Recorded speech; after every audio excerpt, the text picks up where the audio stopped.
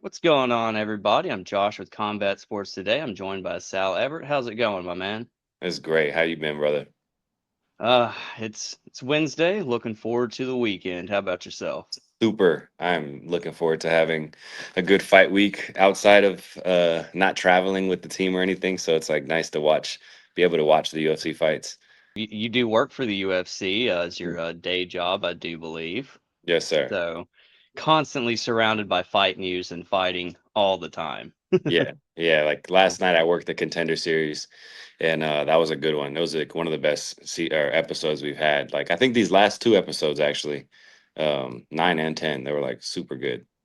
Yeah, last night's episode was just I don't know if you could put a better ending to the season. And I just have to congratulate you real quick on your last fight at Tuff-N-Uff 148, that first round triangle. Congratulations. I appreciate that. And it looked like you were dead set on getting that triangle no matter what. Could you just kind of walk us through that finish? Oh, most definitely.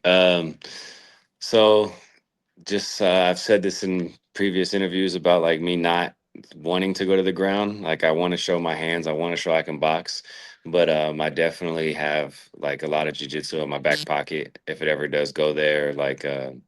And triangle is my best move, as everybody can see. It's been a few submission wins like that now, and yeah, when he picked me up the first time and he was about to slam me, that was like one of the worst experiences ever. I was like, dude, I feel like Loki and Thor, or Loki and the Hulk, when the Hulk was just treating him like a shoe. And that's how I felt. So I was like, I didn't want to get slammed again. So when I was able to lock that triangle up, it was really nice. Like it was a good feeling. Yeah, man. It's like you said, you're great at the triangle. Your pro debut ended in a triangle-esque fashion. Hmm. Is that like, your go-to submission in training, or is that just, something that just naturally occurs to you is I just think that so. triangle? Yeah, I think it's my go-to submission. I'm like I do a lot of things from the triangle when I really think about it. I'm like, I do arm bars from the triangle. I do a bunch of different arm and wrist locks from the triangle. So yeah, Kimura's, it's definitely my most comfortable position. Guys are definitely going to stop trying to get you to the ground, and Yeah. you're actually going to be able to show, the hands like you've been wanting to eventually. They're going to have to catch on. Yeah, I hope so. I really do. And I'm just going to give a quick background in case this is the first time somebody people are coming across you. Mm, You just made your pro debut this past August. Like we said, you're 2-0, both first round finishes. yes, Went sir. 4-0 as an AMI with a 100% finish rate, picking up the Tough-N-Uff 170 AMI title. Mhm. So, given all that, could you kind of take us back to your combat sports journey, kind of where it beginning and what's making you decide to fight professionally? Yeah, it all comes back from my family. Like I have a family full of boxers. Um, My dad was a boxer. Uncle was a Hall of Fame. Dad was New Jersey Box Hall of Fame. Uncle was International Boxing Hall of Fame. Brothers, multiple brothers that boxed, some pro, some amateur. And yeah, I just feel like I've always wanted to be a part of combat. Just didn't really want to box, and because I tried boxing, and it just wasn't something that I loved. It was something that I felt like I was doing it more for the hang out with my dad more, be around my brothers more. I wasn't really sure about that, but I wrestled also my freshman year of high school, and I had a bunch of friends. Like one of my best friends, I'm actually cornering next week on October 25th.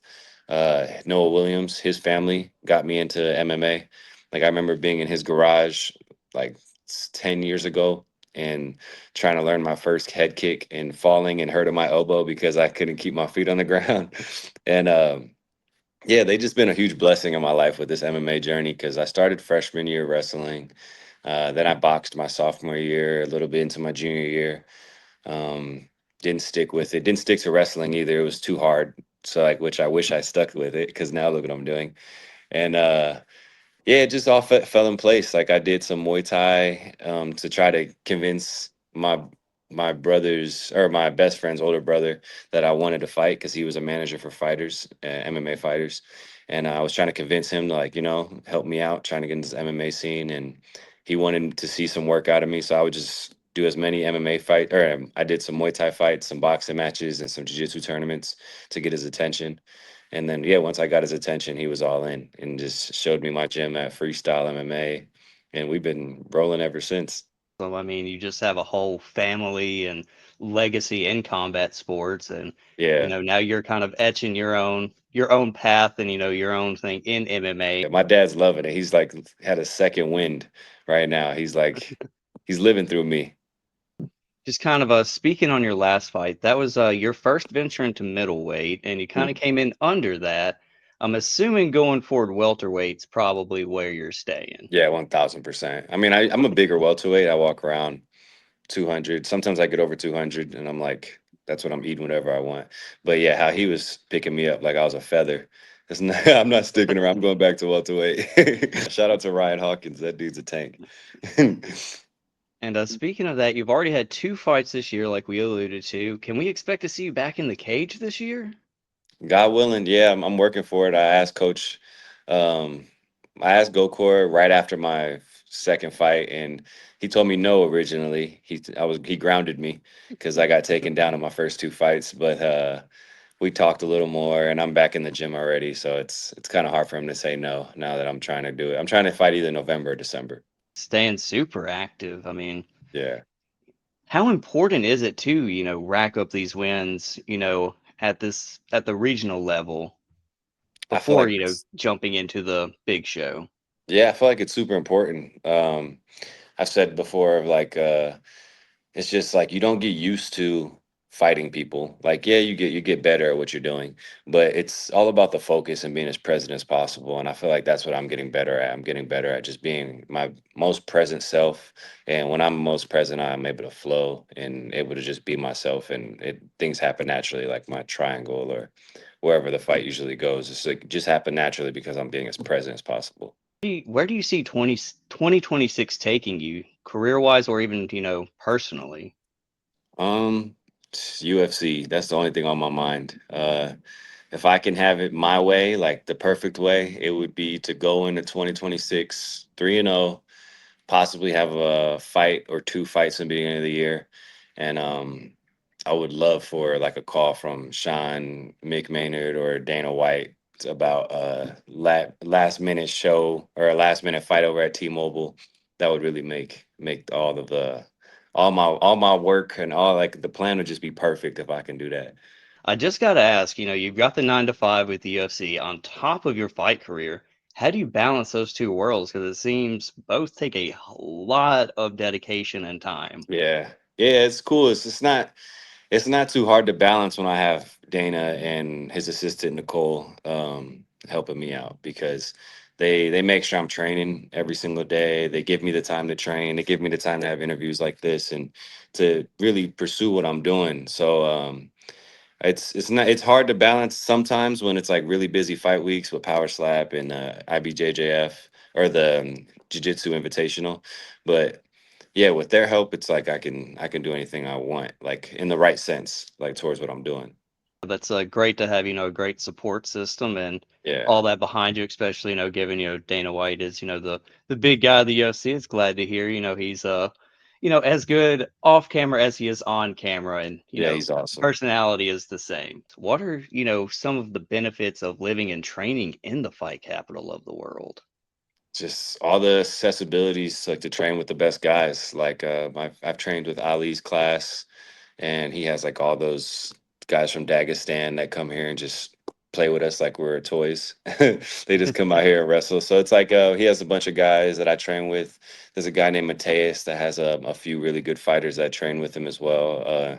Ozzy Diaz, John Paul. He just got in the UFC on his recent Contender Series shot. Yeah, shout out to those guys. Those guys are really good help. And yeah, just being able to just see the top level, see the high level all the time is it's kind of cool because you start to look at these guys from the outside in when you don't know them or you don't train around them. You're like, damn, that what does it take to get to that level? But when you're able to see it firsthand and then understand that it just takes hard work and keep showing up for yourself, that it's all the same. Like we're all the same. Telling back into the Contender Series, would you prefer, a short notice Contender Series call up, or Contender Series in general, or a short notice UFC shot? Um, I would take anything, but what I want the most, it would be a short notice UFC shot like at the T-Mobile Arena. Because like Apex is cool, but yeah, it's just nothing like fighting in front of like the largest crowd of my life would be. I really feel like when balls to the wall, I feel like I do my best. Yeah. And like that does sound like a picture perfect, debut, Yeah, there all your friends, family, training partners so easily can, pack into the, T-Mobile arena to yeah, watch you. yeah. It's my city, so I feel like that just feel amazing to be able to fight in front of everybody. Yeah, man, we're going to keep us sending the good vibes out there that, 2026 that happens. It's gonna happen. We're going to manifest that. Hell yeah. Just to get like I said, to let people know the person that's not just fighting, but the personality behind all the highlights. Yeah, I mean, Uh, I like to hang out, do with my friends and with my wife, my dogs. I hang out with everybody from my gym. Like we're really close over there. Yeah, we have a lot of like team functions and stuff. Other than that, though, I'm always around fighting, always fighting, watching Power Slap into the Invitationals, BJJ. So it's like I'm always, even if I'm not fighting, I'm still surrounded by fighting. I'm watching it some way. I mean, that can only help, the fighting career, being able to absorb all of that. Yeah, most definitely. And what are like two or three songs you can listen to on repeat that just cannot get worn out? Um, my walkout song, What's My Name, my DMX. And then because nobody ever gets my name right. So that's why I love that song. I have a real connection with it. And then any Juice World songs. I love Juice World. I feel like he was one of the best artists. Uh Misfits. Yeah, Misfit is one of my favorite songs by Juice World. I play that on repeat. My wife gets tired of it. Hey, but it's what gets you going and gets you through the day. Yeah, Those are for your sure. songs.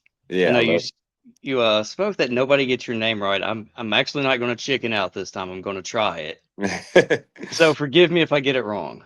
No, it's all good. Salahuddin. Yes, that's right.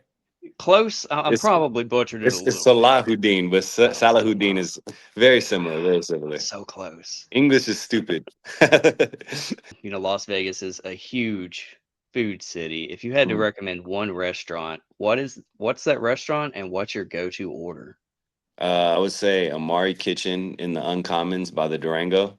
Um, my go-to would be, well, we always start off with the focaccia bread. Like we get like 2, 3 orders of the bread, and then we'll do like, because I think they have different flavors that you can do.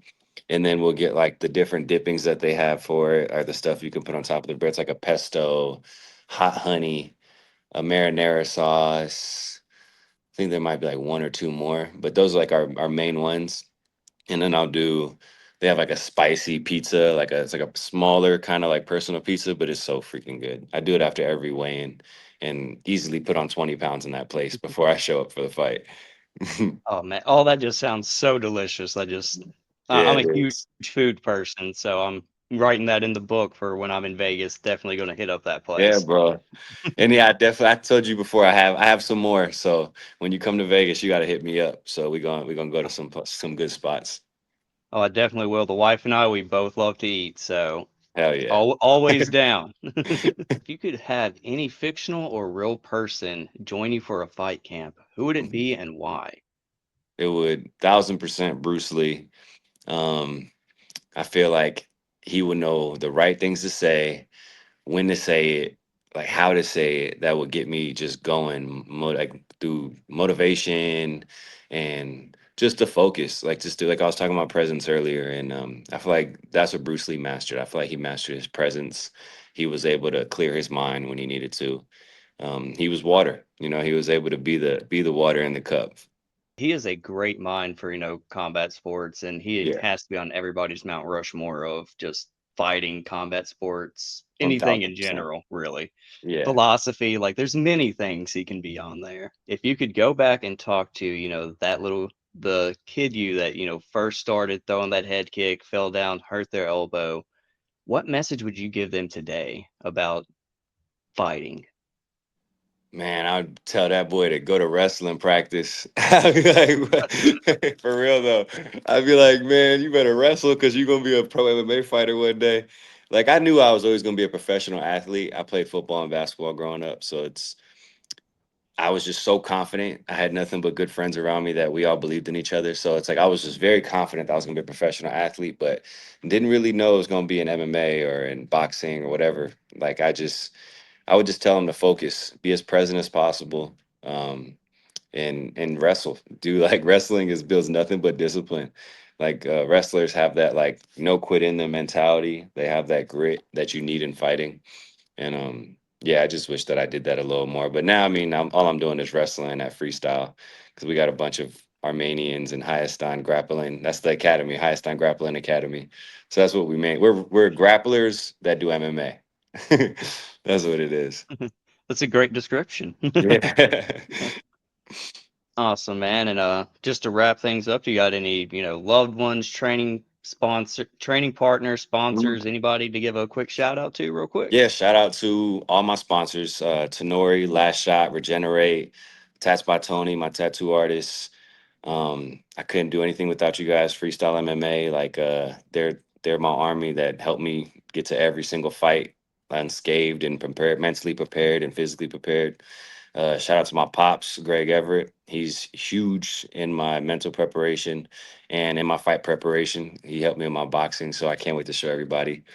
And shout out to my boys fighting next week. I got Noah Williams is fighting next week, Donnie Baker, David Goldenberg, and I think we just have those three. Oh, and Tyler Gibbons, Tyler T. Gibbs. Yeah, we got a bunch of good guys coming up.